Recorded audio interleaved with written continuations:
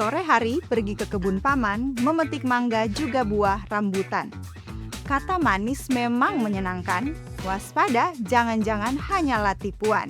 Mengapa kita harus waspada terhadap rayuan gombal dan bagaimana menyikapinya? Kita akan membahasnya di sini dalam program Kapas. Keluarga Allah pasti akan ke surga.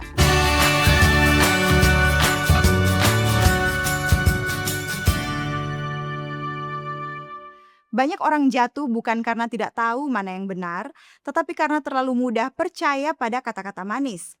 Tidak sedikit rumah tangga hancur, hubungan rusak, bahkan iman menjadi lemah karena seseorang lebih mempercayai rayuan daripada melihat karakter yang sesungguhnya. Kita perlu menyadari bahwa tidak semua kata-kata indah berasal dari hati yang tulus. Ada orang yang pandai berbicara tetapi tidak sungguh-sungguh mengasihi. Mengapa penting untuk berhati-hati terhadap rayuan gombal? Karena kata-kata dapat dipakai bukan hanya untuk membangun, tetapi juga untuk menipu. Orang yang memiliki niat tidak baik sering menggunakan pujian, perhatian, dan kata-kata romantis untuk mendapatkan apa yang diinginkan. Yang berbahaya bukan rayuannya, tetapi ketika kita kehilangan hikmat untuk membedakan antara cinta yang sejati dan kata-kata yang hanya menyenangkan telinga. Apa saja tanda-tanda rayuan gombal yang harus diwaspadai? Yang pertama, kata-katanya sangat indah dan manis didengar, tapi tidak disertai tindakan. Ia mudah berkata, "Aku mencintaimu," tetapi tidak menunjukkan tanggung jawab, kesetiaan, atau pengorbanan. Cinta sejati selalu dibuktikan melalui tindakan, bukan hanya ucapan. Yang kedua, terlalu cepat memberi janji-janji besar. Baru mengenal sebentar sudah berbicara tentang masa depan, pernikahan, hidup bahagia selamanya, padahal belum ada komitmen maupun kesiapan. Rayuan yang terlalu cepat seringkali hanya bertujuan mendapatkan kepercayaan. Yang ketiga, selalu mengatakan apa yang ingin kita dengar. Orang yang pandai merayu biasanya sangat pandai membaca kelemahan seseorang. Ia mengatakan semua yang membuat kita merasa istimewa, sehingga perlahan-lahan kita kehilangan kewaspadaan. Yang keempat, meminta sesuatu atas nama cinta. Mulai meminta uang, hadiah, bantuan, bahkan mengajak melakukan hal-hal yang bertentangan dengan firman Tuhan. Jika seseorang memakai kata cinta untuk membenarkan dosa, itu bukan kasih, melainkan manipulasi. Yang kelima, tidak menghormati batas-batas yang Tuhan tetapkan.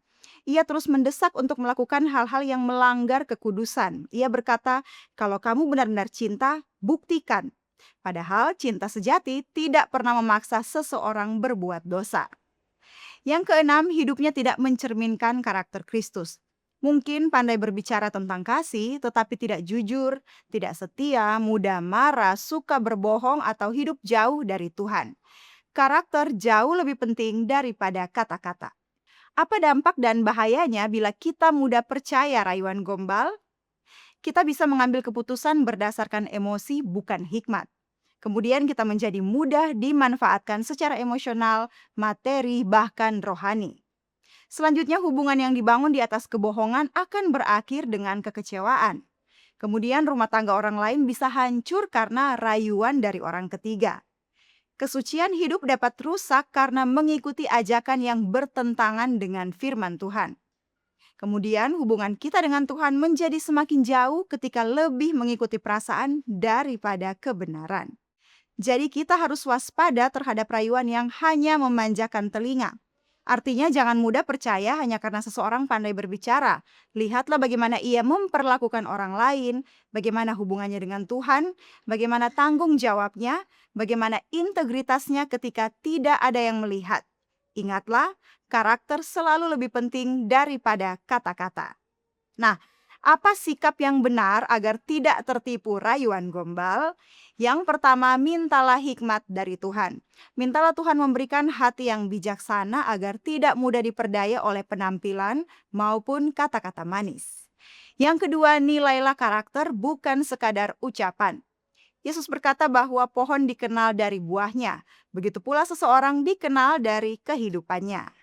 Yang ketiga, jangan terburu-buru percaya. Waktu akan membuktikan apakah seseorang sungguh-sungguh tulus atau hanya pandai berbicara. Yang keempat, pegang teguh prinsip firman Tuhan.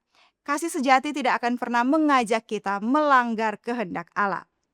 Yang kelima, libatkan orang tua dan orang-orang rohani. Seringkali orang lain dapat melihat tanda-tanda yang tidak kita sadari karena kita sedang dimabukkan oleh perasaan. Alkitab memberikan peringatan dalam Amsal 7 ayat 21. Ia membujuk dia dengan berbagai-bagai bujukannya, dan dengan kelicinan bibirnya, ia merayu dia. Firman Tuhan mengingatkan bahwa rayuan dapat menjadi alat penyesatan apabila kita tidak hidup dalam hikmat.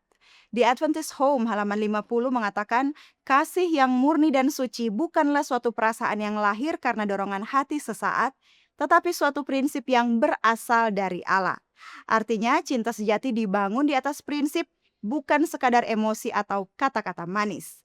Mind, Character, and Personality, jilid 2 mengatakan, mereka yang dipimpin oleh prinsip tidak akan mudah disesatkan oleh bujukan atau penampilan luar. Sebagai kesimpulan, menyenangkan memang mendengar kata-kata indah, tetapi jauh lebih penting melihat kehidupan yang benar. Jangan memilih seseorang hanya karena pandai merayu, tetapi pilihlah seseorang yang takut akan Tuhan. Prinsipnya adalah jangan jatuh cinta hanya kepada kata-kata, tetapi kepada karakter yang berkenan kepada Tuhan. Jangan biarkan perasaan mengalahkan kebenaran firman Tuhan. Kasih yang sejati tidak memanipulasi, tidak memaksa, dan tidak menyesatkan, tetapi membawa kita semakin dekat kepada Kristus. Tuhan kiranya memberikan kepada kita hikmat untuk membedakan cinta yang tulus dari rayuan yang menipu, agar kita membangun keluarga yang berkenan di hadapannya. Amin. Demikianlah pembahasan kita kali ini, dan bila sahabat Kapas merasa diberkati, jangan lupa untuk like, komen, dan subscribe. Dan bagikan tayangan ini kepada keluarga serta sahabat supaya semakin banyak orang yang diberkati oleh firman Tuhan. Tuhan Yesus memberkati dan salam Kapas.